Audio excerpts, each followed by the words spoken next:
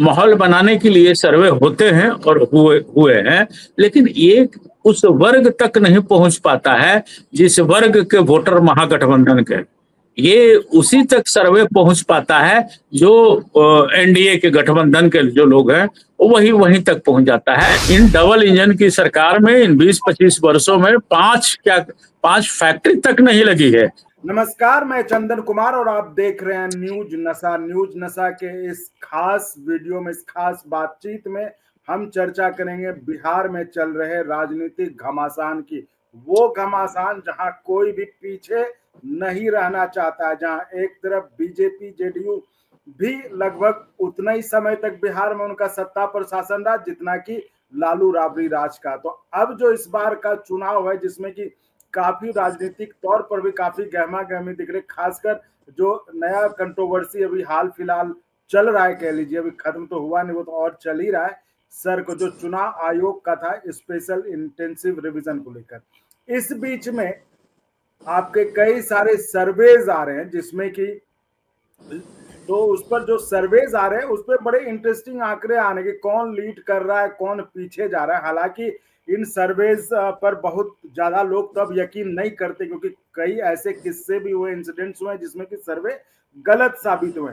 लेकिन जो भी एक ताजा तरीन सर्वे आया है, और इन सब सर्वे को मिलाकर हम चर्चा करेंगे कि आखिर अब, चूंकि पहले सर्वे की विश्वसनीयता पर सवाल उठाया जा चुका है और उठ भी चुका है, तो अब जाकर इन सर्वे का, जहां पर कि बिहार में मतलब माहौल इतना राजनीतिक रूप से गरमाया हुआ है, वहां पर इन सर्वेस का कितना मतलब वो प्रासंगिक है, तो इस विषय पर हम चर्चा करेंगे। हमारे साथ जुड़ रहे हैं पटना से वरिष्ठ पत्रकार संजय समर जी। संजय जी, बहुत स्वागत है आपका।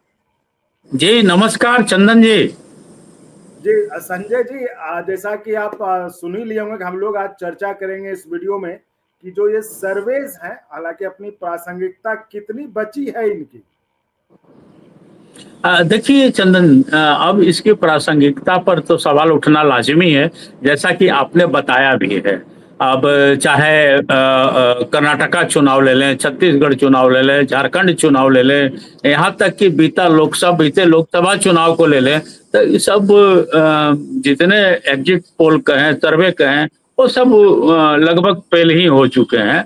फेल होने के पीछे कारण भी है कि मान लीजिए अगर बिहार की बात कर रहे हैं तो बिहार का ही चर्चा कर रहे हैं, तो 7 करोड़ वोटर हैं वहां पे, जो हिसाब है। और ये लोग सर्वे करता है, लोग 10 लाख पर, 5 लाख पर, 20 लाख पर, बाकी एक बड़ा हिस्सा कट जाता है। तो इसलिए सर्वे पर सवाल होना लाजिमी है। दूसरी बात ये होती है कि जो सर्वे लोग करते हैं, किसी न किसी पार्टी के द्वारा समर्थित सर्वे होता है, क्योंकि अब वर्तमान समय जो चल रहा है, अर्थ का समय चल रहा है, और इस अर्थ के युग में इतना पैसा लगा करके कोई ऑर्गेनाइजेशन सर्वे कराना चाहता नहीं है, तो कोई ना कोई पार्टी फंड का अरेंज करती है, उसी हिसाब से ये लोग सर्वे करते हैं। तो उसी के विचारधारा को पकड़ करके चलते हैं, जिसका नतीजा होता है, किसी सर्वे का नाम लेना मैं उचित नहीं समझ रहा हूं, तो वो कोई लोग किसी एनडीए को जिताते हैं, जो एनडीए समर्थक सर्वे वाले हैं, और जो महागठबंधन समर्थक वाले हैं वो महागठबंधन को जिताते हैं। तो ये सामान्य सी बात हो गई है, आजकल कोई बड़ी बात नहीं है। और ये सर्वे वाले इसमें सबसे बड़ी समझदारी क्या करते हैं कि अपनी कंपनी, अपने ऑर्गेनाइजेशन को बचाने के लिए उसी क्षेत्र का सर्वे करते हैं जिस क्षेत्र में इनकी पहचान हो। पहचान मतलब इनके समर्थक हो। मान लीजिए अगर एनडीए की बात कर रहे हैं तो एनडीए का इलाका जो होगा वहीं का सर्वे करेंगे। अब आप खुद बताएं, सर्वे वाले बोलते भी हैं कि हमने तो 50 लाख 20 लाख आदमी का किया, हमने तो 5,000 आदमी का किया। तो एक विधानसभा क्षेत्र में अगर 5,000 आदमी पर भी सर्वे होता है चंदन, तो वो सवाल खड़ा होगा ही। तो आपने बिल्कुल सही कहा है कि सर्वे पर अब सवाल खड़े उठने लगे हैं, तो सर्वे का कोई माने मतलब भी नहीं रख रहा है। दूसरी चीज कि बिहार में जो चुनाव है, ये चुनाव में अभी समय है, 22 नवंबर 2025 तक सरकार का गठन हो जाना है, तो 45 दिन पहले ये घोषणा होगी, तो अभी बहुत उतार चढ़ाव आएगा। हालांकि बिहार के अभी जो मुद्दे सामने आ रहे हैं, चाहे एसआईआर में जो मामले आए हैं कि भाई एक नहीं सैकड़ों लोग, 65 लाख लोगों का नाम जो कटा है, उसमें कितने मृतक हैं और मृतक होते हुए भी कितने जिंदे हैं, जितने जिंदे लोग हैं वो सब राहुल गांधी के टच में है। उनके साथ चाय पिया है लोगों ने, नाश्ता किया है लोगों ने। इतना ही नहीं, न्यायालय का दरवाजा भी खटखटाया है और न्यायालय को बताया है लोगों ने कि भैया मैं अभी जिंदा हूं और मुझे वोट देने का अधिकार दिया जाए। तो एक पार्ट ये भी हो जा रहा है कि भाई कैसे है, ये तो विवाद में आ गया। दूसरी बात, अभी जो बिहार में सृजन घोटाला हुआ है, लगभग 2,500 करोड़ का घोटाला हुआ है। दूसरा घोटाला अभी सामने आया है 71,000 करोड़ का, जो कि कैग ने मुहर लगाया है। तो ये सब लेकर के एक माहौल, चुनावी माहौल, चुनाव में सब कुछ आगे बढ़ रहा है। भारतीय जनता पार्टी अभी फिर एक नया मुद्दा उठा लिया, नया नहीं पुराना ही है, क्योंकि जब जब चुनाव आता है तब तक विपक्ष कहता है कि इनको बांग्लादेशी दिखाई देते हैं, चाहे दिल्ली की चुनाव हो चाहे झारखंड का चुनाव हो। अब बिहार में भी इनको बांग्लादेशी दिखाई दे रहे हैं। तो बिहार में तो 20 साल से अधिक हो गए हैं डबल इंजन की सरकार का। लगभग नीतीश कुमार को मुख्यमंत्री बने सालों साल हो गए हैं, फिर भी पूर्णिया हुआ, कटिहार हुआ, किशनगंज हुआ, यहाँ तक कि पटना में भी बांग्लादेशी हैं चंदन। इसको अगर कहा जाए तो इसमें गुरेज नहीं है। लेकिन ये आए कैसे, कैसे चले आ रहे हैं, इसके लिए जिम्मेवारी केंद्र सरकार को लेनी है।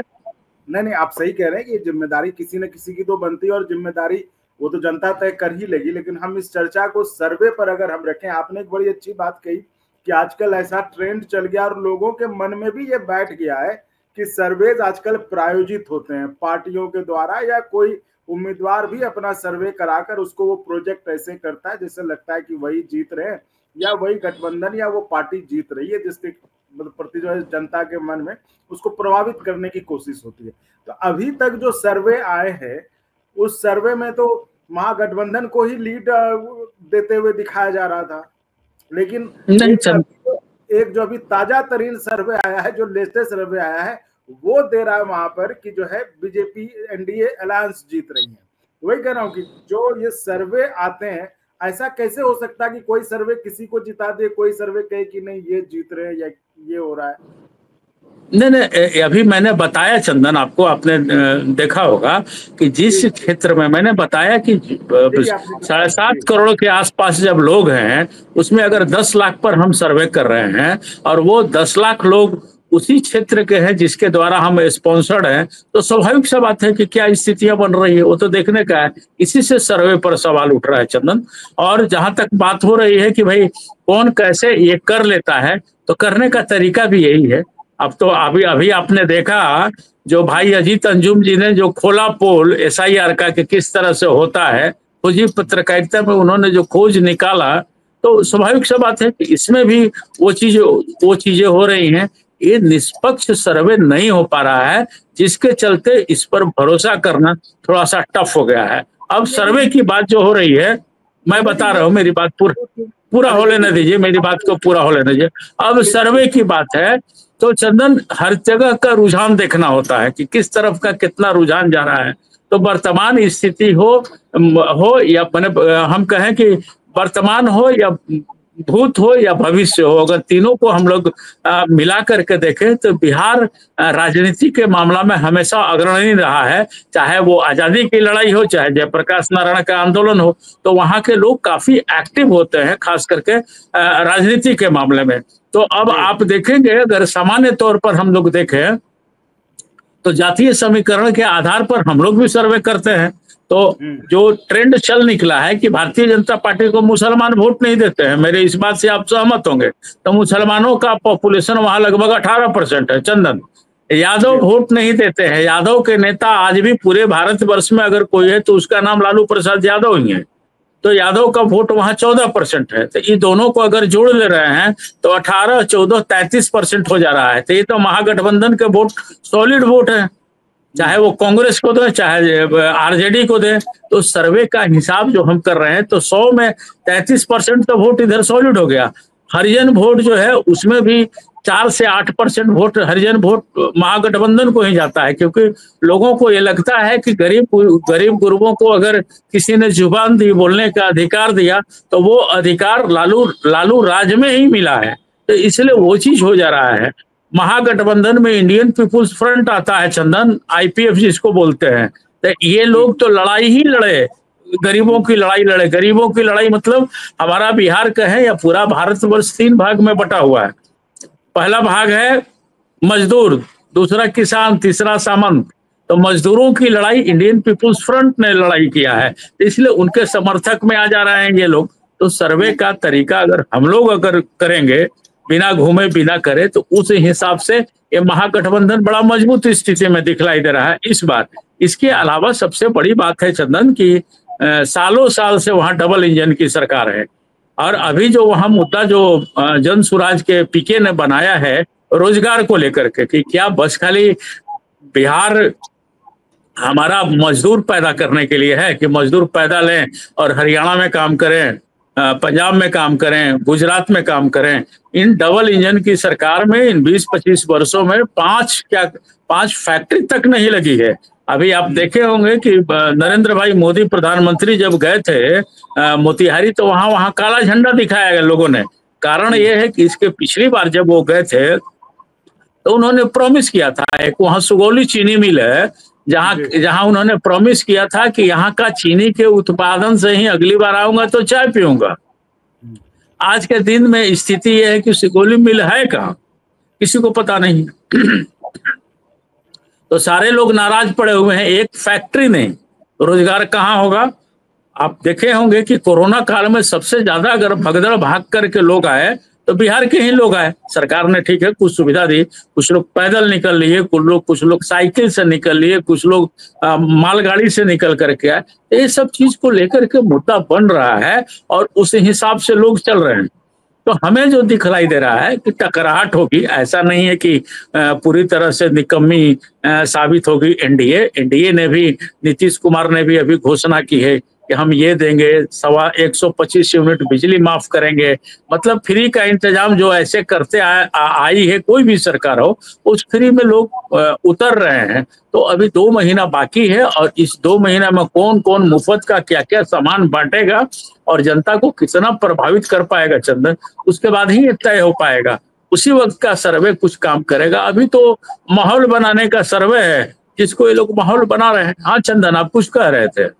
जी, मतलब आप भी ये मान रहे कि ये माहौल, ये जो अभी का सर्वे, चूंकि अभी चुनाव में वक्त है, तो अभी का जो सर्वे ये एक तरह से कुल मिला के कहिए कि ये माहौल बनाने का है। तो जनता क्या प्रभावित होती होगी? आप चूंकि वहां पे रहते हैं, आप चीजों को वहां जमीनी तौर पर लोग देखते हैं, समझते हैं, लोगों से आप बात भी करते हैं, तो इन तरह के सर्वे से जो आप जो कह रहे हैं कि माहौल बनाने के लिए माना जाए इसे, तो क्या इससे माहौल बनता होगा? लोग प्रभावित होते होंगे, जाके वोट डालते होंगे इन तरह के सर्वे से प्रभावित होकर? देखिए चंदन, मैं बिहार आते जाते रहता हूं, इसमें कोई शक नहीं है।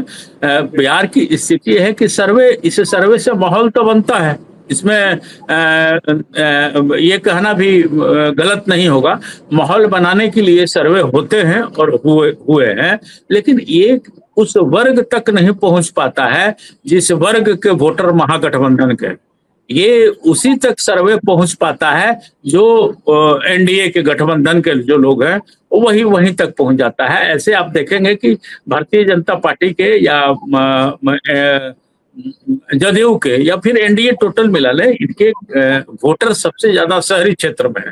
ग्रामीण क्षेत्र में इनके वोटर थोड़े कम होते हैं और ग्रामीण क्षेत्र के वोटर एक्टिव जरूर हैं, लेकिन उतने समझ नहीं पाते हैं इस सर्वे को या फिर चीजों को। उनको सीधे दिखाई देता है कि मेरे नेता लालू प्रसाद यादव ने क्या कहा, हमारे नेता नीतीश जी ने क्या कहा। और अभी का जो प्रचलन चल निकला है उसमें तो गांव-गांव के लोग जान रहे हैं कि हमारा समाज जिस कदर से 2 भाग में बटा था, जैसे लालू राबड़ी का आपने जिक्र किया, तो बिहार में 2 भाग में सरकार बट गया था समाज, एक फॉरवर्ड में एक बैकवर्ड में।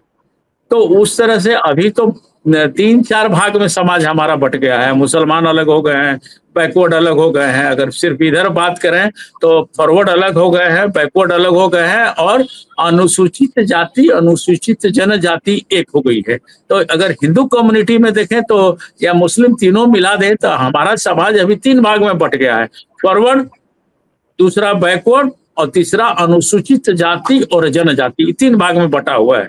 जिस तरह से हमारे राजनेताओं ने राजनीतिक दलों ने प्रचार किया जाति का, धर्म का, उस हिसाब से तो ये 3 भाग में बटा हुआ, उसी हिसाब से वोटिंग अभी हो रही है। तो अब देखना है जो पिछला सर्वे हुआ था, जातीय जनगणना हुई थी, लालू प्रसाद आरजेडी और नीतीश कुमार की सरकार जो मिल करके जो जातीय जनगणना करवाई थी, तो उसमें सवर्णों का संख्या बहुत कम हो गया है। अब बचे बैकवर्ड और अनुसूचित जाति जनजाति, ये बचे हैं। तो इसी में डिवीजन होने का है, किस तरह से क्या होता है तो बस थोड़े दिन के बाद पता चलेगा। चंदन जी, संजय जी, बहुत बढ़िया बात आपने बताई, और इस चर्चा का मुझे लगता है जो निष्कर्ष, जो निचोड़ भी यही निकला कि अभी जितने भी सर्वेज आ रहे हैं, चाहे आपको अभी सर्वे किसी को मुख्यमंत्री बनता दिखा दे या किसी गठबंधन या जो अलायंस है, चाहे एनडीए हो, महागठबंधन हो, जिनकी भी सरकार बनती दिखाई दे, वो अभी आप एक तरह से इसे एक माहौल बनाने की दिशा में जो भी जिसके तरफ से अब वो आ रहा है सर्वे, वो उसको कह लीजिए कि वो उनकी एक कोशिश है कि उनके पक्ष में माहौल बने जिससे वो वोटों को प्रभावित कर सके। क्योंकि अभी जो है चुनाव में वक्त है, अभी चुनाव का ऐलान भी नहीं हुआ, मतलब जब होगा ज्यादा भी वक्त नहीं है, लेकिन जब ऐलान हो जाएगा, जब पार्टियां एकदम पूरे रण क्षेत्र में कूद जाएंगी, तब जो है कुछ उसका असर दिखेगा। तो फिलहाल हम यही कह सकते हैं कि अभी जो सर्वे आ रहे हैं, सर्वे वाली कंपनियां भी, मतलब उनको भी आर्थिक फायदा है ही, उनका फायदा है, बाकी जो है बाकी लोग अपना सर्वे को, लोग भी हमको लगता है संजय जी इस चीज को समझ चुके हैं और लोग भी आनंद लेते हैं कि इस सर्वे का, अच्छा भाई अब ये सर्वे आया, अब ये सर्वे आया। तो हम चलते चलते कंक्लूडिंग रिमार्क्स लें, तो मतलब आप यही कहना चाह रहे हैं ना कि सर्वे अभी जो है इसको इतना ये ना लिया जाए, बस ऐसे लिया जाए कि हाँ भाई आ रहा है, वो किसी की तरफ से मतलब माहौल बनाने की एक कोशिश है बस। अब बिल्कुल सही चंदन। देखिए क्या है ना कि अभी तो कैंडिडेट आएंगे, कितने बागी खड़े होंगे, बागी के बाद कितने भीतरघात होते हैं, इसको भी तो हम कैलकुलेट करेंगे ना। ऐसा नहीं ना इस भीतरघात का क्या है। अभी लोग का गठबंधन चल रहा है, चिराग पासवान नाराज चल रहे हैं, हम वाले अपना एनडीए में मांग रहे हैं कि हमको कितना चाहिए। ये स्थिति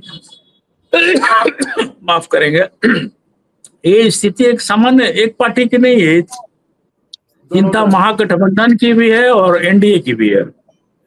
तो इस सर्वे का कोई मतलब नहीं रखता है हमारी नजरों में। जहां तक मैं समझता हूं कि जो तर्कों से मैंने बात किया उससे आप भी सहमत हैं, जो बात आप बता रहे हैं। तो आता है सर्वे, आता है, लोग माहौल बना रहे हैं, बाजार खोले हुए हैं, दुकान खोल रहे हैं। चलिए इस बहाने भी तो कुछ पत्रकार मित्रों को या कुछ सर्वे कंपनियों को कुछ रोजगार मिल जा रहा है, तो अच्छी बात है। और देश के वो जो कौन सा ट्रिलियन इकोनॉमी बनने वाला, तो उसमें भी थोड़ा योगदान मिल जा रहा है। बिल्कुल सही कहा, बिल्कुल सही कहा आपने कि अब तो क्या है, कैसे है, जिस प्रकार से जो दिखाई दे रहा है। और राहुल गांधी जिन जिन लोगों को लेकर के घूम रहे हैं कि हाँ भाई ये लोग जिंदा है, इनका वोटर लिस्ट में नाम नहीं है, ये सब चीज पर तो जवाब देना चाहिए चुनाव आयोग को। चुनाव आयोग को जवाब देने के लिए, लेकिन अब तो चुनाव आयोग भी अब सवाल उठ रहा है और उसके पक्ष में भी लोग खड़े हो रहे हैं कि नहीं सही कह रहा है। ऐसा होना नहीं चाहिए। हमारे संविधान निर्माताओं ने कभी सोचा नहीं होगा चंदन कि एक दिन देश को ये चीज भी देखना पड़ेगा, ये चीज भी देखना पड़ेगा, क्योंकि विवाद से दूर ही चुनाव आयोग का गठन हुआ था। टीएन सेशन को चाहे जो भी राजनीतिक दल हो, सब नमस्ते करते हैं। ऐसा नहीं है चंदन, हम लोग देखे थे उस जमाने में लालू राबड़ी शासन में भी बहुत उन्होंने कठोरता दिखलाई थी। इसके बावजूद वो लालू प्रसाद यादव गाली नहीं दे पाए थे। गाली नहीं दे पाए थे मतलब विरोध नहीं कर पाए थे कि नहीं ये आयोग है और इसका काम होना चाहिए। अब तो चीज का पक्षपात हो रहा है, इस पे क्या कहा। जी संजय जी, बहुत बहुत धन्यवाद आपका। इस चर्चा में जुड़कर आपने जो एक हम लोग जो चर्चा कर रहे थे कि आखिर अभी के समय में ये जो सर्वेज रोज रोज आ रहे हैं, तो उनका कितनी प्रासंगिकता उनकी बची हुई, क्या ये लोगों को प्रभावित कर पाते हैं और इनका असली मकसद क्या होता है। तो हम उम्मीद करते हैं कि जो व्यूअर्स हैं उनको हमारी चर्चा से कुछ क्लैरिटी मिली होगी, उन्हें भी समझने में मदद मिली होगी कि आखिर इन सर्वेज के मकसद क्या है अभी, और ये सर्वेज कैसे होते हैं और क्यों कराए जाते हैं। तो चलिए, आपको ये वीडियो अच्छा लगा हो तो आप चैनल को जरूर सब्सक्राइब करिए और इस वीडियो को आगे शेयर भी करिए। तो साथियों, फिलहाल इस वीडियो में इतना ही। हम फिर आपके ही मुद्दे पर, बिहार के ही मुद्दे पर, फिर किसी और टॉपिक पर हम आपसे जुड़ेंगे। संजय जी, आपका बहुत बहुत धन्यवाद फिर से चर्चा में जुड़ने के लिए। जी जी, नमस्ते नमस्ते। और आप हमसे जुड़े रहने के लिए सब्सक्राइब करें YouTube पर, फॉलो करें ट्विटर पर और लाइक करें Facebook पर। और ज्यादा जानकारी के लिए आपको टाइप करना होगा सिर्फ न्यूज नशा।